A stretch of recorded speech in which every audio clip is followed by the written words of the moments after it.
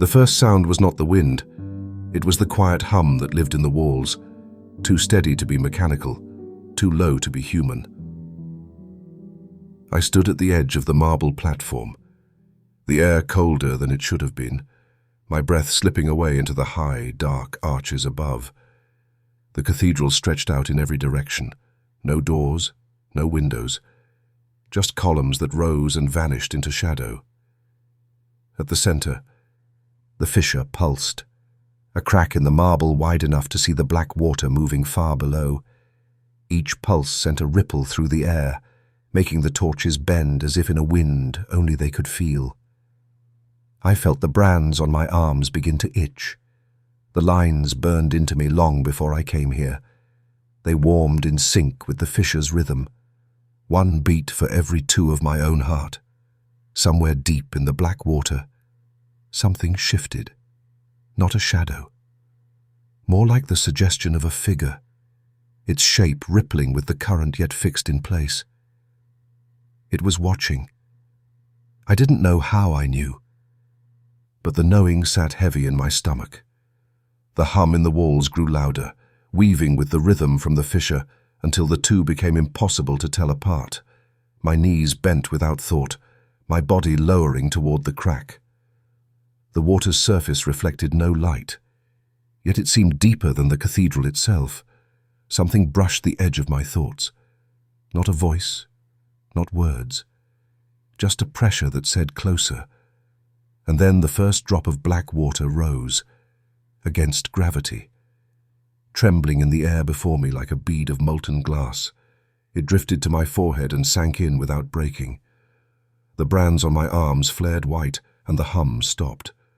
The fissure pulsed once more, harder, and the marble beneath my feet began to split. The crack widened, marble curling upward like paper set to flame. From below, the black water surged higher, not spilling, not splashing, but rising as though pulled by invisible hands. Within it, that figure became clearer, long hair drifting in impossible currents, a face half hidden, skin glimmering faintly as if lit from beneath. No eyes, yet I felt its gaze pressing through my skull. The brands on my arms tightened, heat crawling up to my shoulders. Lines of white light began tracing themselves outward from each mark, winding down to my palms in intricate spirals. The hum returned, deeper now, heavy enough to make the columns shiver. The torches dimmed one by one until only the fissure lit the space, its glow not bright, but absolute. Each pulse pulled at me, the rhythm matching the slow roll of the figure's hair in the water. I took a step forward without meaning to. The platform groaned under my weight, marble straining. A sound rose from the fissure, not quite a voice, not quite a breath, more like the sound a vast door makes when it begins to open after centuries sealed. It pressed against my chest, through my ribs, filling the hollow space between each heartbeat. The figure's hands, pale and too long, reached toward the surface of the water. Where they touched, the black rippled outward in perfect circles that never faded. The spirals on my skin pulsed in answer, light twisting tighter around my arms. A single thought bloomed in my mind, not mine yet spoken in the space where my own thoughts should be. Come closer. The fissure swelled, the edge crumbling away. I was already leaning forward, caught in the pull, when something moved in the shadows behind me. The movement was slow, deliberate, the kind that meant whatever it was had been there all along. Between the columns, shapes began to separate from the dark, pale and thin, their bodies swaying as if in some unseen tide. They wore masks, smooth, white, without holes for eyes. Yet I knew they could see me. Each mask tilted slightly to one side, the same impossible angle.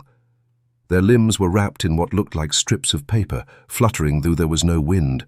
The hum inside the walls bent toward them, shifting pitch until it matched the rhythm of their swaying. They moved closer, not walking, gliding.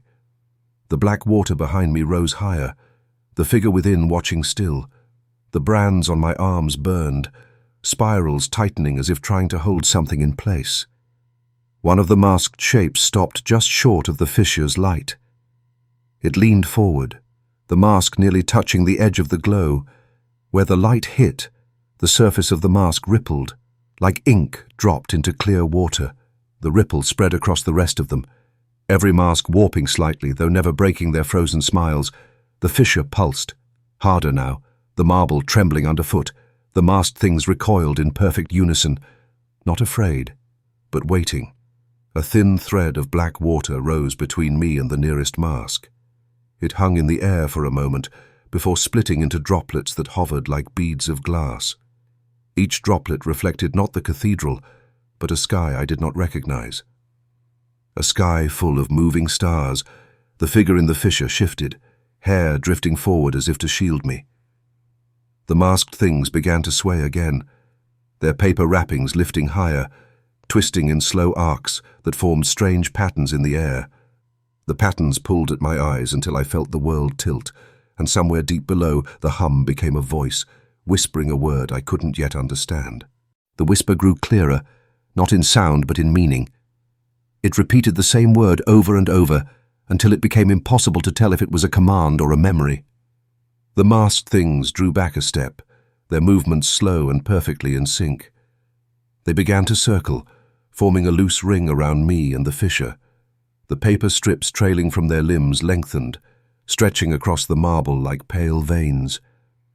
The brands on my arms throbbed in rhythm with the fissure's pulse. The spirals of light tightened, winding faster, until I could almost feel them burrow into my skin. The figure in the black water raised one long arm. It reached just below the surface, not breaking it, and the glow beneath its skin flared like a constellation suddenly uncovered. The marble beneath me answered with a deep, resonant crack that echoed up into the arches. One of the masked things leaned forward again. This time, the mask did not ripple. It split down the middle with a sound like paper tearing. Inside was another mask, smaller, smiling wider. The others followed, splitting and revealing more faces within. Each layer seemed to pull the air tighter, the space between us thickening until my breath felt heavy in my chest. The fissure's light surged, spilling across the platform and pushing the masked things back. They did not resist. They simply retreated to the edge of the glow. Still circling, still swaying. The hum in the walls matched the beat of the fissure again, and in that synchrony I felt a shift, a sense that something was about to arrive. The figure in the water leaned closer to the surface. Its hair floated toward me, strands shimmering with the same light as the spirals on my skin. When they brushed the air above the fissure, the glow flared so bright it drowned the cathedral in white. The white swallowed everything, ceiling, columns, masked things, until there was only the light and the sound of my own heartbeat. The hum was gone, the air still. I felt weightless, not floating upward but suspended in a space with no direction. The brands on my arms had cooled, yet the spirals still glowed faintly, as if storing what they had taken in. Somewhere ahead, the light began to thin, revealing a horizon that should not have been there. It was neither land nor sea, but a line dividing two shades of darkness.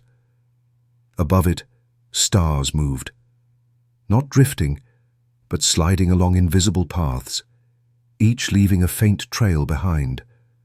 Below, the black water stretched endless, its surface unbroken, except for a single ripple traveling toward me.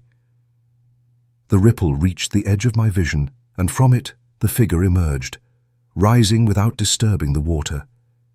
Here, in this place, without walls or arches, its form was clearer. Tall, impossibly slender, with skin that caught the starlight and bent it like glass. Its face was still half hidden, yet I could see the curve of a mouth, neither smiling nor frowning, simply aware. When it spoke, there was no sound, only the shape of meaning forming in my mind. It said my name, though not the one I had been given. Hearing it felt like a door opening inside my chest. Memories I could not have lived pressed at the edges of my thoughts, fragments of places and skies I had never seen, each one threaded with that same hum. As if I had always been moving toward this moment, the figure reached out, its hand passing through the air between us as though it were water. When its fingers touched my forehead, the spirals on my arms flared once more. The horizon behind it broke, the two shades of darkness folding together, and from somewhere deep below the black water, something vast began to rise. The water behind the figure swelled, a single curve rising higher and higher without breaking. It moved with the weight of something ancient, a presence too large to fit into the space my mind allowed. The stars above flickered, their trails bending toward the swell as if pulled by its gravity. The figure did not turn. It simply lowered its hand and stepped aside. From the rising curve, shapes began to emerge, not limbs, not wings, but arcs of shadow that seemed to carve pieces from the darkness. Each arc shivered as it broke the surface, dripping black that vanished before it could fall. The brands on my arms strained against my skin, the spirals tightening until my hands trembled. I felt the hum return, deeper and slower, like the heartbeat of the thing in the water. The masked things from the cathedral appeared at the edges of the horizon. They moved as they had before, swaying in perfect unison. But now their paper wrappings streamed upward into the void. The wrappings twisted together, forming long strands that reached toward the arcs rising from the water. When they touched, the arcs solidified, their shadow turning into something like stone. The figure glanced at me, or at least I felt its attention. The meaning behind the look was not a question, but a reminder. The hum grew so loud it became pressure, pressing me down to my knees. The horizon began to fold inward, the stars spilling toward the water as though the sky itself was being drawn in. The vast thing beneath the surface shifted once, and with that movement the air fractured, not broken glass but broken space. Through the cracks, I saw glimpses of other skies, other worlds, all of them lit by the same impossible fissure. The cracks spread, each one a jagged thread of light that bled into the water. Where they touched, the black rippled outward in rings too perfect to be natural. Through the largest crack, I saw a sky burning red, clouds swirling in slow spirals. Beneath it, towers of glass rose and fell like breath. Another crack showed a plain of silver sand, where shadows moved without bodies to cast them. The figure stepped to the edge of the largest fracture. It placed its hand into the light, fingers vanishing past the wrist. When it pulled back, the light clung to its skin, dripping in slow threads that floated instead of falling. Each thread twisted mid-air, forming symbols I did not know, yet somehow recognized. The spirals on my arms pulsed in answer, matching the symbols one by one. The masked things swayed faster now, their paper wrappings whipping around them. Each strip caught the drifting light and carried it toward the arcs still rising from the water. The arcs drank the light, their stone-dark surfaces shivering as if waking from long sleep. The hum was almost unbearable now, not sound, not vibration, but the deep pull of something I could neither resist nor understand. The figure looked at me again. This time the meaning was a choice, a threshold. The water swelled higher, and from its center a shape began to rise. At first it was only a shadow, too large to take in all at once, but then I saw it. The same fissure as in the cathedral, not carved in stone, but living, burning across the surface of the thing itself. The fissure burned brighter as the shape emerged. Its light poured through the cracks in the air, washing the horizon in shifting gold and black. The arcs that had risen from the water bent inward, curving toward the fissure like the ribs of some colossal frame. Between them the black water churned but never spilled. The masked things stopped swaying. Every head turned toward the fissure at once, the paper wrappings hanging motionless in the air, their masks tilted in that same impossible angle. For the first time, I felt their attention move past me, fixed entirely on the thing rising from the deep.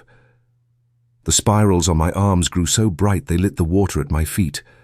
I could feel them not just on the skin, but beneath it, winding through bone, threading through blood. The hum changed again, splitting into two tones that tangled together like breath and heartbeat. The figure stepped forward, closer to the fissure. It raised both arms, the threads of light still clinging to its hands unfurling into the air. The threads wove themselves between the arcs, each connection sparking like metal struck against stone. The sparks drifted down into the water, where they vanished with a hiss, too quiet to be sound.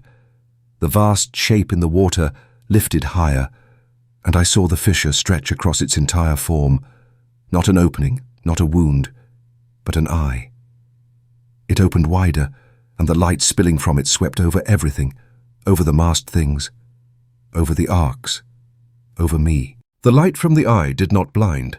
It revealed, where it touched the water, the surface cleared, showing not depth but distance, cities hanging upside down in the black, their windows glowing like constellations, forests of glass trees swaying in a wind I could not feel, oceans of mirrored waves rolling toward unseen shores. The masked things stepped back, making space without turning away. Their stillness was not fear but reverence. The figure stood at the very edge of the water, arms lowered now. It turned slightly, not speaking, but sending a single shape of meaning into my mind. Look. When I obeyed, the spirals on my arms shifted, their lines unwound and stretched outward, becoming threads of light that connected me to the water's surface. The moment they touched, the visions changed. I saw faces, not strangers. People I had known, people I had lost, each one looking at me as if they had been waiting. The hum wrapped around the visions, pulling them closer until I could almost step inside. But beneath it, another sound began. A slow, deep tone, so low it felt like it rose from the bones of the vast thing itself. The arcs trembled. The cracks in the air flared. The figure glanced toward the horizon, and for the first time, its meaning carried urgency. The horizon shuddered, not like water or sky, but like fabric pulled too tight. From its center, a dark point appeared. Small at first, then widening. The arcs bent toward it, their tips vibrating as if straining to hold their shape. The masked things turned in unison, facing the darkness. Their paper wrappings began to tear themselves into long, curling strands, each strand twisted into the air, reaching for the arcs but falling short. The hum deepened again, folding around the lower tone until the two became a single, heavy rhythm. The dark point swelled into a hole, swallowing the stars behind it. Its edges writhed, never still. From within came a glow. Not light, but the reflection of something vast moving inside. The water beneath it began to rise toward the opening, forming a column so tall it split the horizon in two. The figure stepped between me and the hole. Its meaning came sharp and immediate. Do not follow. The spirals on my arms pulled against my skin, as though something on the other side was calling them. I could feel the threads of light that linked me to the water tighten. One by one, they began to snap, each break sending a shiver through my chest. The eye in the fissure blinked once. When it opened again, its light no longer revealed. It shielded. The arcs drew closer together, sealing the view of the hole just as a shape began to emerge from it. I caught only a glimpse, a curve like a claw, too large to belong to anything I could name. Before the light folded around me, pulling me backward into white, the white was not empty. It shifted like mist over glass, shapes moving behind it but never clear. I could feel the ground beneath my feet, yet when I looked down, there was nothing. The spirals on my arms dimmed, their light sinking back into the skin. A faint sound reached me. Not the hum, not the deep tone, but a whisper. It came from everywhere at once, words curling into my thoughts in a language I did not know yet somehow understood. The voice spoke of thresholds crossed, of threads severed before their time. With each word, the mist parted a little more, revealing shadows moving just beyond reach. The figure was here too, no longer at a distance, but standing close enough that the edges of its form blurred into the white, its meaning pressed into my mind. Not yet, but soon. Behind it, the masked things floated weightless, their paper wrappings drifting in slow spirals. They made no sound, no movement toward me, only watched. The white began to ripple under my feet. The ripples spread outward until they met the shadows beyond. Where they touched, the shadows bent inward, drawn toward the center. Toward me. I felt the spirals on my arms grow warm again, not with light, but with something heavier, like the memory of heat. The figure turned its head as if listening to something far away. The mist shivered, and for an instant I saw the fisher's eye again. Not open, not closed, but waiting. The white folded once more, and everything fell away. I woke to the sound of rain. Not the thin tapping of storms I remembered, but a deep, steady fall that seemed to fill the air with weight. The ground beneath me was slick stone, cold enough to draw the heat from my skin. When I pushed myself up, the rain slid down my arms, tracing the paths where the spirals had been. The world around me was dim, lit only by a dull glow that bled through the clouds. Buildings leaned at strange angles, their windows black. The streets were flooded with shallow water that reflected the sky in fractured pieces. Each reflection shifted on its own, never matching the clouds above. In the distance I saw movement. Not people, not the masked things. Figures of rain itself, tall and thin, their outlines wavering with every drop. They walked slowly, heads tilted toward the ground. Where their steps fell, the water darkened as if it were sinking away. I stood, unsteady, the stone beneath my feet humming faintly. Not the same hum as before, but a weaker echo of it. It came from below, through the stone and into my bones. As I listened, the spirals on my arms ached, not with light or heat, but with a pull. Drawing me toward the center of the flooded street, the rain figures stopped when I stepped forward, all their heads turned toward me. No faces, no eyes, just the weight of their attention. From somewhere far above, beyond the clouds, a single low tone rolled across the sky, and every reflection in the water shivered at once. The pull grew stronger with each step. It was not a direction I could see, but a certainty in my bones. The rain figures parted as I moved through them, their edges blurring in the downpour. None reached for me, yet I felt their presence pressing against my thoughts. Not hostile, but not entirely passive either. The flooded street narrowed into a channel between leaning walls. Water lapped at my knees, carrying faint glimmers that darted away when I tried to focus. The hum beneath the stone deepened, each note thudding like a slow heartbeat far below.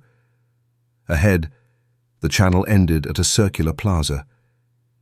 In its center, the water spiraled downward into a wide opening, not a drain, not a pit, but a perfect circle, black and depthless. The rain slid into it without a sound, and the pull in my arms matched its spiral exactly. The rain figures gathered at the edge of the plaza. They stood motionless, their attention fixed on the black circle. One stepped forward and lowered itself into the opening. Its form unraveled into threads of water before vanishing entirely. The hum was loud here, vibrating through the air as much as the stone. I took one step toward the edge, then another. The pull inside me was almost unbearable now. As I reached the circle, the spirals on my arms lit faintly beneath the rain. The water's surface broke, not from my movement, but from something rising to meet me. The black water swelled upward, not in waves, but as a single unbroken surface lifting from below. It carried no spray, no ripples, only the weight of something vast moving beneath it. The rain slid off its surface without sinking in. From the center, a shape began to rise. At first, it seemed like stone, smooth, dark, and glistening.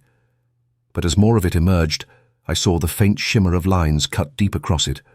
Not random cracks, but the same spirals that marked my arms, each one faintly lit from within, breathing in time with the hum. The rain figures swayed, their movements slow and in unison. They raised their arms toward the rising shape. From their hands, streams of water arched forward, sinking into the spirals on its surface. The light inside the lines brightened. and I felt the same brightness flare beneath my skin. The shape lifted higher until I could see its full curve. It was not a wall or a tower. It was the crown of a head, massive and ancient. The spirals across it formed an unbroken pattern, one that connected perfectly to the marks on my arms. When the hum shifted, I felt it in my ribs. A single deep tone rolled out from the thing's core. The rain figures froze in place, and the black water at my feet began to draw inward, pulling me toward the edge of the opening. The pull was no longer in my bones. It was in everything. The head rose higher, breaking fully from the black water. Its surface was not flesh, not stone, but something between, smooth as glass, yet etched with lines too deep to be worn by time. The spirals glowed brighter with each pulse of the hum. Every pulse matched the beat in my chest, until I could no longer tell which was mine. Rain poured over it in sheets, sliding down into the water below. But where it touched the glowing lines, it vanished instantly, drawn inward, as if the shape were drinking the storm. The rain figures lowered their arms, their forms thinning, until they were almost nothing but mist clinging to the edges of the plaza. The head tilted slightly, and for a moment I thought it was looking at me. Not with eyes, there were none, but with the weight of an unseen gaze. The spirals on my arms burned now, their light spilling into the air as threads. Those threads drifted forward, drawn toward the lines on its surface. When they touched, a sound split the air, not a tone, but a word, not spoken aloud but pressed directly into my mind. Return. The pull became overwhelming. The water around the plaza began to drain into the black opening faster. The rain figures dissolved completely, their absence leaving the space too quiet. The head sank lower, taking the glowing spirals with it. My threads of light were pulled taut, and before I could resist, I was dragged forward into the dark below. The drop was not fast. It was as if the black water carried me downward in a slow, deliberate spiral. The surface above shrank, its dim glow fading until it was only a ring of pale light far away. Around me, the walls were smooth and endless. No seams, no stones. Only that same dark material marked with faint spirals. The hum was louder here. It pressed against my chest like a second heartbeat. Every pulse sent a ripple through the black walls. And in those ripples, I saw flashes. A hand pulling a thread from the air, a city folding in on itself like paper, an eye blinking open beneath an ocean. The spirals on my arms moved now. Not just glowing, the lines shifted under my skin, curling and uncurling like living things. I felt them pulling in sync with the spirals on the walls, drawing me deeper, without the need for current or gravity. Then the walls widened. The descent opened into a vast chamber, so large I could not see its far edges. In the center floated the rest of the head I had seen above, now fully revealed as part of a body. Its form was coiled, folded in on itself, and in the space between those folds were cities, suspended, glowing faintly like lanterns trapped in glass. The hum shifted again. The word from before returned, stronger, return. But now it carried more, a shape of meaning I could not yet hold all at once. Threads of light extended from me toward the folds of the being, and one by one, the cities inside began to turn toward me. The cities moved without sound, their towers and bridges shifting like pieces on a board, not collapsing, but reassembling into shapes I almost recognized. Lights flickered in patterns that matched the spirals on my arms, every flash sending a pulse through the black water around me. The being's coils tightened slightly. Its movements were slow, measured, like it was holding back. From within the nearest city, a thread of light extended outward. It was thin at first, wavering in the dark. Then it steadied, and joined with the threads spilling from my arms. The moment they touched, my vision split. I was still in the chamber, still suspended before the coiled being. But I was also inside the city, walking streets lit by a sky that curved inward. Rain fell upward here, drawn toward an unseen center above. The people, if they were people, paused when they saw me. Their shapes blurred at the edges, each one carrying faint spirals along their skin like mine. They did not speak, but their eyes, all of them, turned toward a point behind me. When I turned, I saw the edge of the city opening into a black arch. Beyond it was not darkness, but a mirror of the chamber I had left. The coiled being waited there, its head tilted.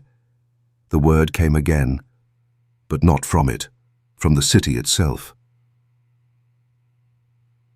Return. The streets shifted under my feet, carrying me toward the arch whether I moved or not. And as I neared it, the other cities began to stir, their lights forming spirals that reached toward me from every direction. The spirals of light from each city stretched outward. They wove through the black water, crossing and joining until the whole chamber shimmered with a web of threads. Every pulse of the hum sent a ripple through them, and each ripple carried images, moments, too many to hold. I saw a shoreline made of glass, a sun sinking in reverse into the horizon, a hand pressing against the inside of my own reflection. The threads pulled tighter, drawing the cities toward the coiled being's body. But instead of colliding, they sank into the folds between its spirals, like rivers disappearing into the earth.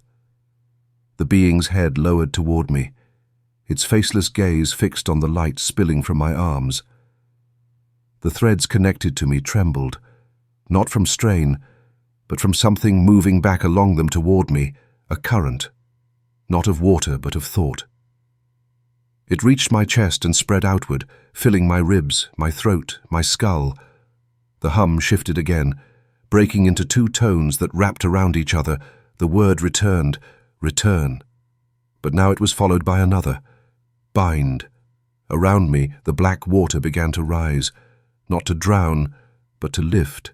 The cities dimmed, their light flowing into the spirals of the being, and in that fading glow, I felt the choice forming. Stay apart, or let the threads pull me fully into the coils. The black water held me in place, not crushing, not cold, just steady, as if it knew I might try to move. The threads from the cities pulsed once, their light dimming with each beat. If I waited too long, they would vanish entirely. The coiled being did not move closer. It waited, massive, patient, its spirals glowing faintly like embers under ash. The hum in the chamber had slowed, each tone stretching long enough for the silence between to feel alive. I thought of stepping back, breaking the threads before whatever this was could finish. But the marks on my arms burned hotter now, not in pain, but in recognition. The lines shifted, curling into patterns I had never seen before, and yet I knew them, like remembering the shape of a word I had spoken in another life. The choice felt less like deciding, and more like uncovering something I had already chosen. Long before I came here, maybe long before I was me, I let the threads pull. The black water rose around my head, sound vanished, light narrowed into a single spiral before my eyes, and then the hum returned, not from the being, not from the chamber, but from inside my own chest. The spiral of light widened, unfolding into patterns too vast to belong to a single place. They layered over each other. Cities, oceans, skies, each turning slowly inside the other, all connected by the same glowing lines that ran across my skin. The hum filled me completely. I no longer felt it in my ears or my bones. It was thought now. Each pulse carried meaning without words. It spoke of cycles, arrivals, departures, returns, not as events, but as movements of a single living shape. I looked down and saw no black water, no chamber, only the coils of the being. But I was not outside them anymore. The spirals across its surface were my spirals now. When I moved, the coils shifted.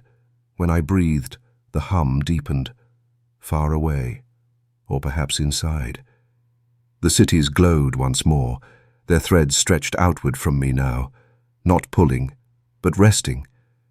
Connected without tension, I understood then. The word bind was not a command, it was a description. I had not been taken. I had been completed. The rain, the pull, the spirals, all of it had been a path back to this shape, to myself. And as the last ripple of light faded into the endless dark, the hum settled into silence, a silence that was not empty, but full. It began with rain, not heavy, just steady enough to blur the edges of the street, the sound of it masking the quiet that had been there for weeks. She stood at the corner, watching the water slide toward the drains. When one stream curved away from the rest, flowing uphill toward the plaza, she followed. The plaza was empty, or it should have been. In the center, figures stood in the rain, shaped like people but too still, their surfaces shifting as if made entirely of water. They faced the same direction, toward the fountain that hadn't worked in years. Except now the basin was full, its surface black. No ripples, no reflection. The hum reached her then. Faint, more like a memory than a sound. She felt it in her chest. In the same place she felt her heartbeat, and without knowing why, she stepped closer. One of the figures turned its head, water sliding where a face should be. Its arms were marked with faint spirals. They glowed once, and the black water in the fountain began to rise. The water rose past the edge of the basin, but it did not spill. It held its shape, a perfect black dome. The rain slid across it without breaking the surface. The spirals on the figure's arms grew brighter, their light spilling into the air like threads of smoke. Those threads stretched toward her, slow at first, then with a sudden urgency that made her step back. But the hum deepened, and the air felt heavy, not pressing her down. Holding her in place, the other figures began to turn, one by one, their faces lifting toward her, each marked with the same glowing spirals, each raising an arm as if in greeting. The black dome shimmered, and she saw something move beneath it. Not clearly, only the curve of a shape too large to belong to the plaza. The hum shifted again, and in the space between the tones, she thought she heard a word. Return. Her heartbeat matched the rhythm without her meaning to. The glow from the spirals reached the edges of her hands now, faint but growing. She knew she should step away. She also knew she wouldn't. The dome rippled, and from within, the surface began to part, opening into the same black descent that waited for me once. The rain around her grew louder, or maybe everything else had gone silent. The opening in the black dome widened, not like water spilling, but like a mouth, its edges curling inward to pull her closer. The spirals on her hands brightened with every step. The hum no longer faint. Now it was all around her, inside her, a steady rhythm that pulled her forward even as her breath caught. The figures in the plaza stood unmoving, their rain-slick shapes now glowing faintly. Each one tilted its head as she passed, following her without taking a step. At the edge, she hesitated. The surface of the descent was smooth. No light below, only the sound of the hum vibrating through her feet. She thought of turning back, and found she could no longer remember which way that was. Her fingers brushed the air above the opening. It was warm, not like water or fire, but like the inside of a closed hand.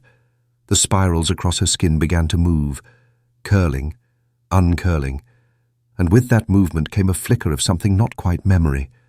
A city folding in on itself, a shape coiled around it, a voice without a mouth saying her name.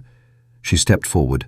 The surface gave way without splash or sound, and the black descent took her, slowly, deliberately, as if it had been waiting. The descent did not fall, it curved, drawing her in a slow spiral through the dark. The hum steadied, each pulse matching the rhythm of her heartbeat. Shapes began to form in the black around her, faint at first, then clear enough to see.